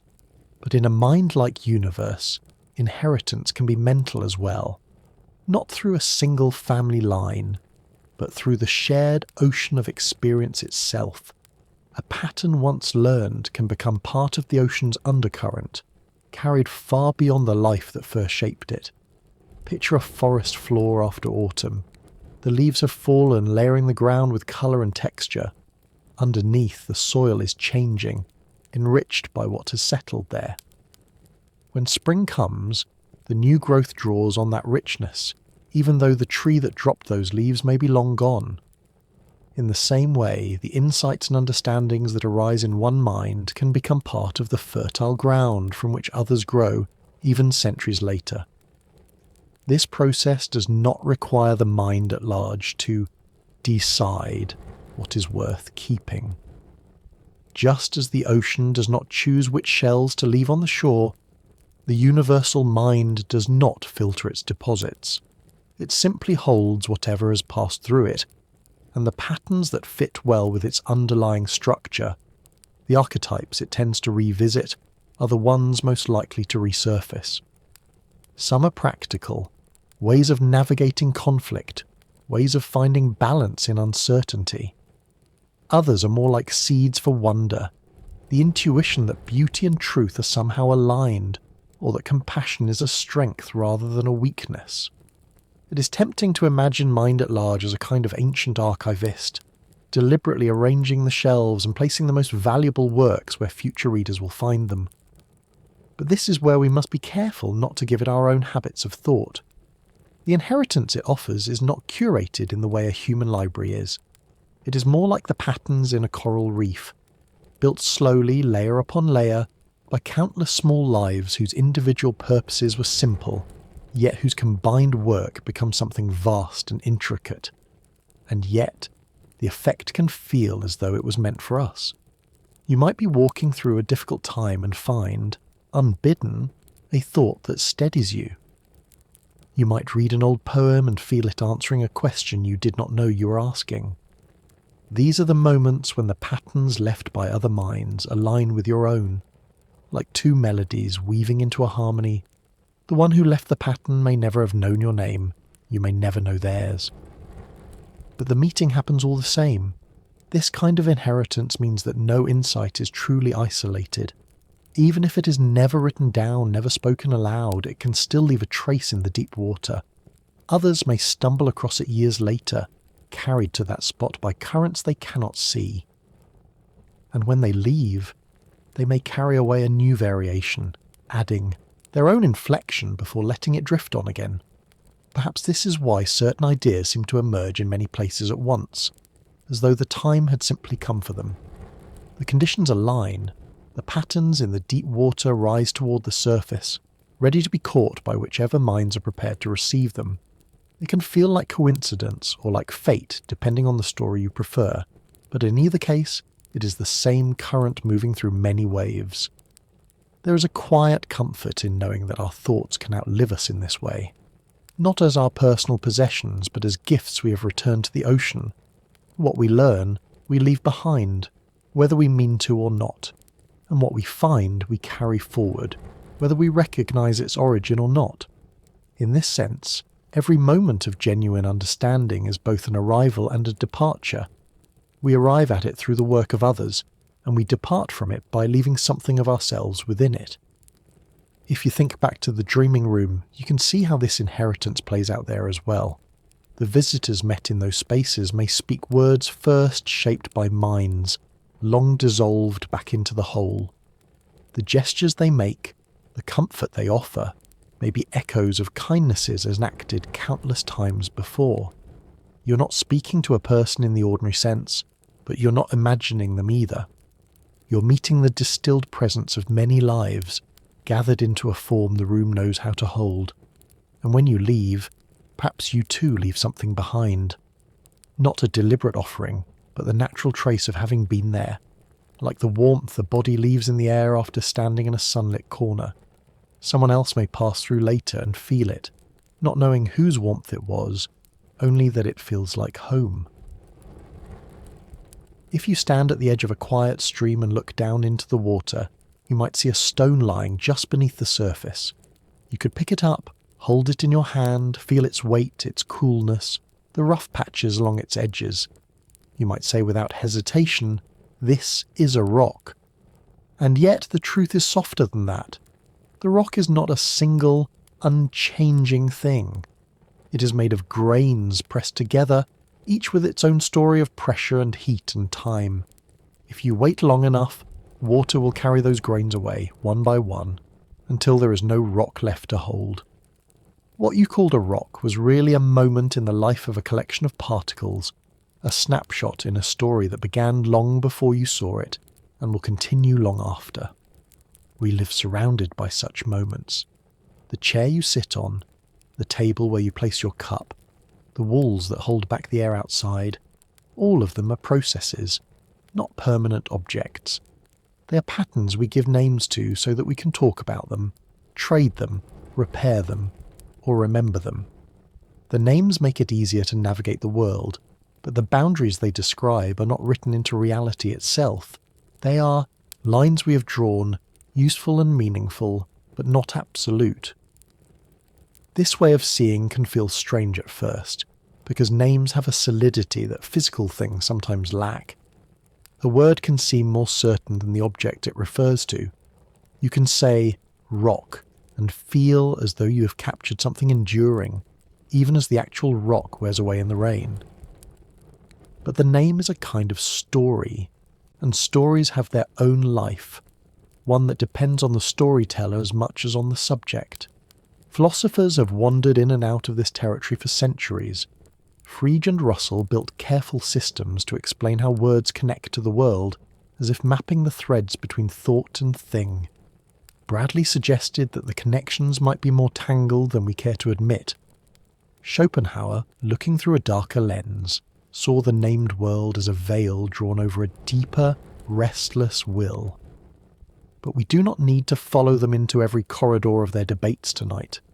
It is enough to know that they too noticed the oddness of how we name the flowing into stillness, the changing into the fixed. You can think of a name as a snapshot in a moving picture, The moment you press the shutter, you have captured something real. The position of a wave as it curled toward the shore, the bend of a tree branch in the wind. But you have also frozen it in a way that the living thing never is. The picture lets you return to the moment, but it is not the moment itself. Sometimes the act of naming can make the named thing seem separate from everything else. When you say the rock, you set it apart from the stream, the moss, the air that cools its surface. But of course, it has never been apart. The water shapes it, the moss feeds on it, the air changes the minerals on its skin. What you call rock is one node in a web that has no clean edges. The universe is whole, and we carve it into pieces so that we can carry it more easily in our minds. There is nothing wrong with this carving. It is how we build homes, tell stories, pass along knowledge. Without names, the world would be a blur, and we would be lost inside it. But it helps to remember that our maps are not the land. The rock is more than the word rock, and it is also less, more, because it holds a history we cannot see, less, because our word cannot hold the whole of what it is. You might picture a child learning words for the first time, pointing to the sky and saying moon. To them, the moon is a small, bright coin in the night, something they can almost imagine reaching out to touch. Later they will learn that it is a sphere, that it moves in cycles, that it is bound to the earth by an invisible pull. Later still, they may see photographs of craters and mountains, or even walk on its surface through the eyes of an astronaut. Each new layer of knowledge changes what moon means to them, yet the word remains the same. The name is a thread, and we weave more into it over time, but it is never the whole fabric. When we forget that names are stories, we risk mistaking the part for the whole. We begin to believe that the boundaries are out there in the world, rather than in the way we have chosen to draw it. This is not only a philosophical caution, it is a gentle reminder to hold our certainties lightly.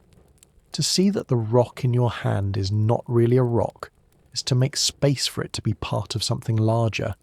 To see the water, the moss, the minerals, the sun that warmed it this morning, the long chain of events that brought it here. Even language itself is like this. The sentences I am speaking to you now are just a temporary arrangement of sounds and symbols, each with their own history, each drifting into new shapes as time moves on. We meet in the space these words create, but that space is as fluid as the stream where you found the rock, so the next time you pick up a stone, perhaps you will feel its weight a little differently, not just as an object with a name, but as a meeting point for countless other things, a place where earth and water and air have come together for a while before going on to become something else. The rock will not stay as it is, neither will you. And yet, for the moment, you are both here, sharing the same patch of world, bound by the same quiet laws that shape everything. On a winter morning, you might wake to find the window covered in frost, not a plain, white blur, but something intricate. Curling ferns, branching trees, feathers that seem to have been painted with infinite care. You might stand there for a long time, tracing the fine lines with your eyes, wondering how such complexity could arise from the slow cooling of moisture in the air. It looks like the work of an artist, yet no hand drew it, no mind planned it. The pattern grew from the quiet interplay of temperature, humidity, and the structure of the glass beneath. It is beauty without a watcher. This is one way to think of mind at large if it is richly structured but not self-aware. The patterns we see in the laws of physics, the recurring forms in nature, the elegance of mathematics, they may all be the frost on the glass of reality, shapes emerging from the tendencies of the medium itself, from archetypes built into its nature, without any moment where the whole pauses to notice what it has done. We sometimes assume that complexity requires intention. A spider's web must be spun by a spider. A painting must be made by a painter. But frost is not alone in its unthinking artistry. Look at the hexagonal tiles of cooling lava, the spirals of sunflower seeds, the braided channels of a river delta, each as a process, unfolding according to the rules of its own material, no more and no less. The rules themselves may be deeply elegant, but elegance is not always aware of itself.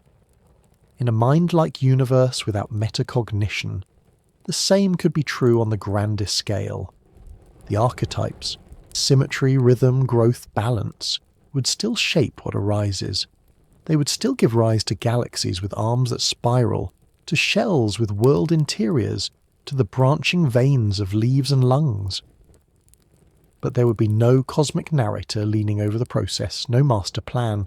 The frost would simply form because that is what this mind does under certain conditions. This does not make the patterns any less meaningful to us. In fact, it may make them more so. If beauty can arise without being aimed for, then beauty is woven into the fabric itself.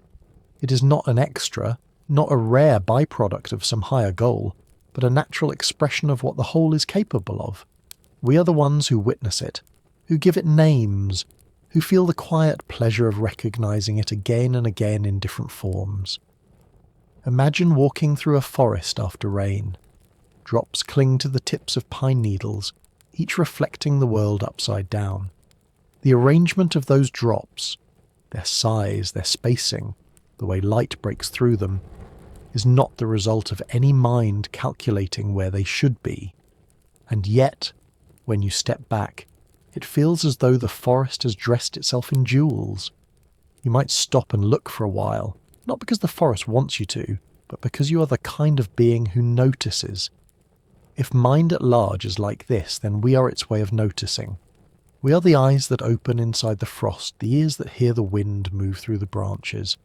The patterns would be there without us, but they're becoming part of a story that happens when a self, an alter, meets them. Without alters, the whole would still hum with order and possibility, but no voice inside it would say, "This is beautiful," or "This reminds me of something I once saw."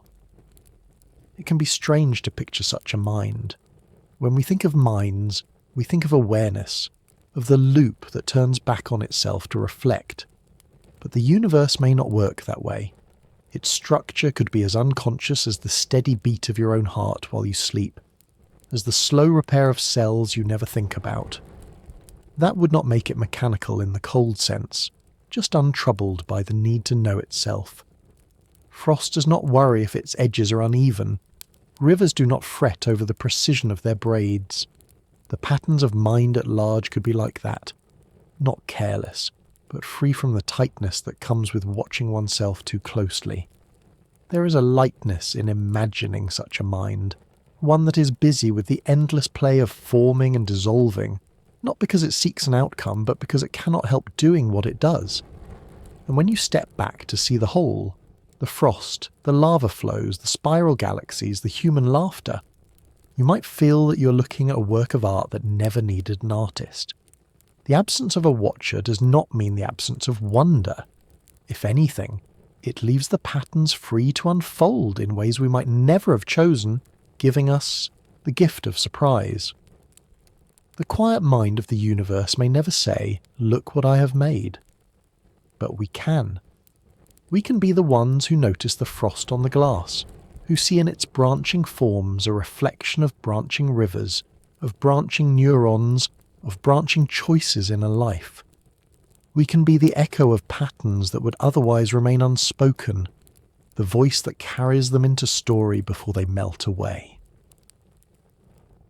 Think back over where we have walked so far. The ocean that held many waves, each with its own brief life before folding back into the water. The crystal in which all moments gleam, each facet a frozen instant lit from some unseen source. The library without walls, where travellers leave traces of their thoughts for others to find. The dreaming room where encounters unfold without being fully real or fully unreal. All of these has been ways of looking at the same thing. A single mind, vast beyond measure, in which every dream we live is held. This mind does not have a single face.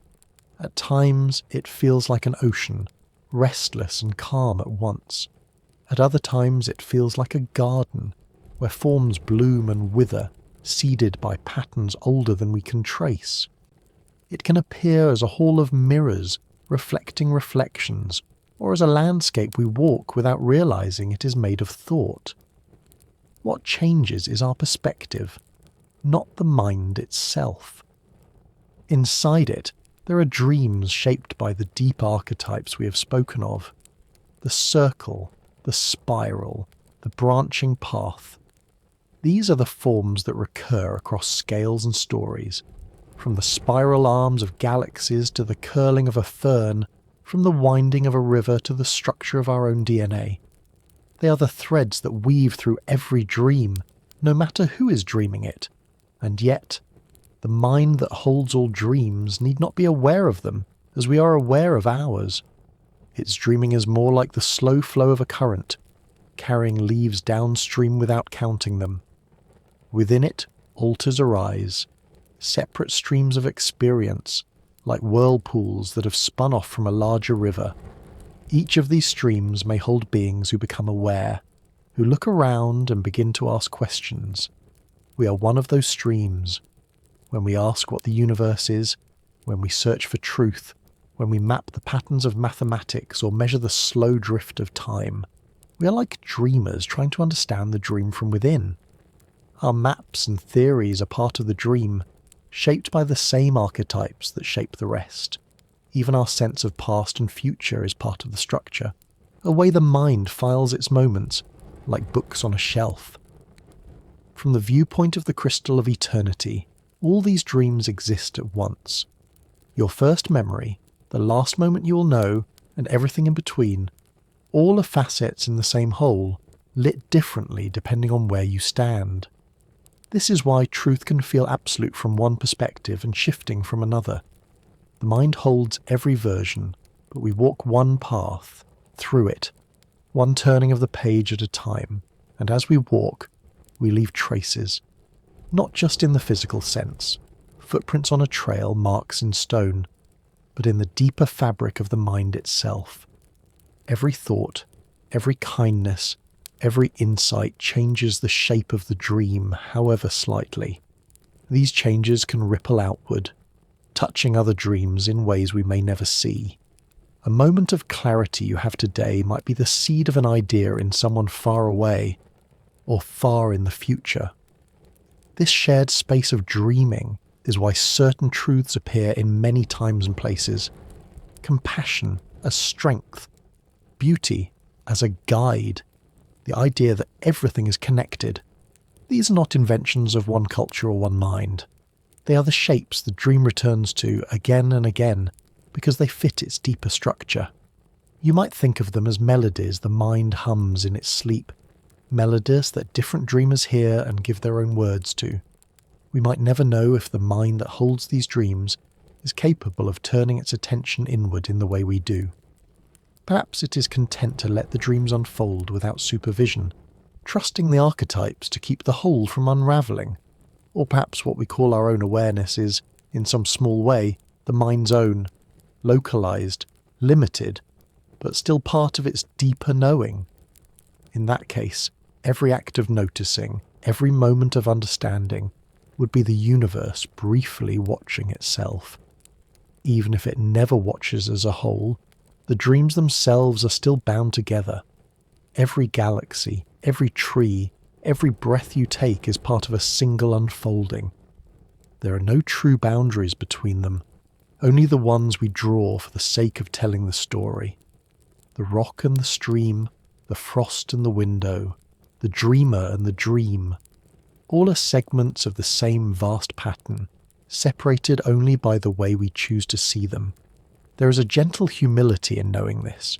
It means that our greatest works and our quietest moments are both part of something immeasurably larger, something that neither begins nor ends with us. It means that even when we feel small, we are woven into the whole in a way that cannot be undone. It means that the dream is never truly lost, only transformed. If you close your eyes now, you might imagine yourself as one of many dreams drifting inside this mind. Somewhere else, another dream is happening. The slow cooling of a star, the silent growth of a forest. the first steps of a child. You will never meet these dreams in the ordinary sense, but they are part of the same space, the same unfolding. And in that shared space, every dream leaves something for the others, even if it is only a trace of its shape. The mind that holds all dreams does not need to choose which ones matter. It holds them all, the way the ocean holds every drop of rain that falls into it.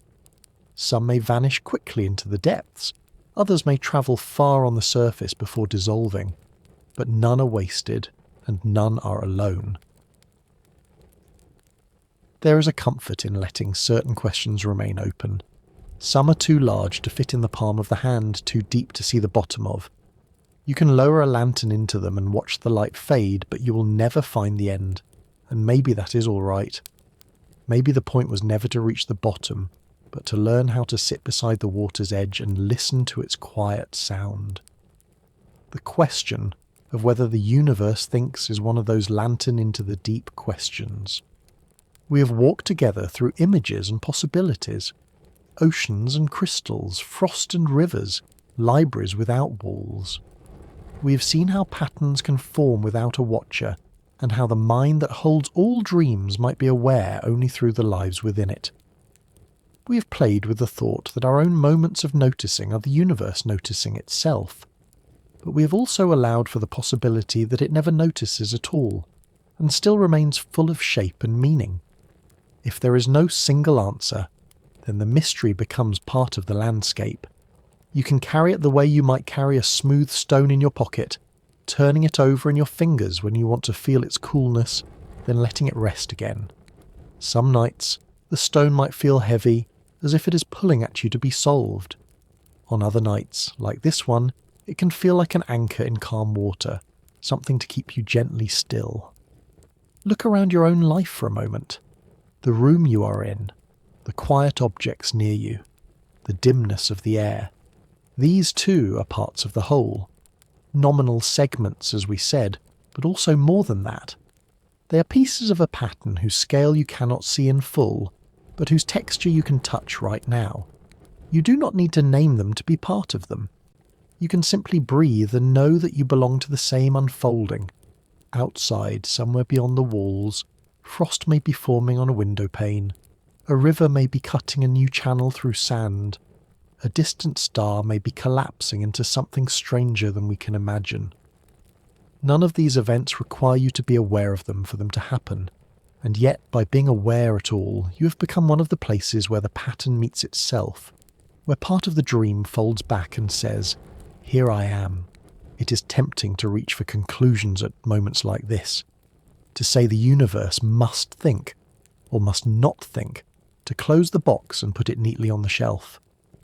But some boxes are better left open, not because they are dangerous, but because they are gardens. Gardens are not meant to be shut away. They are meant to be entered, wandered, left, and returned to again. Each time you step back in, you find something you did not see before. So perhaps we can treat this question as a garden.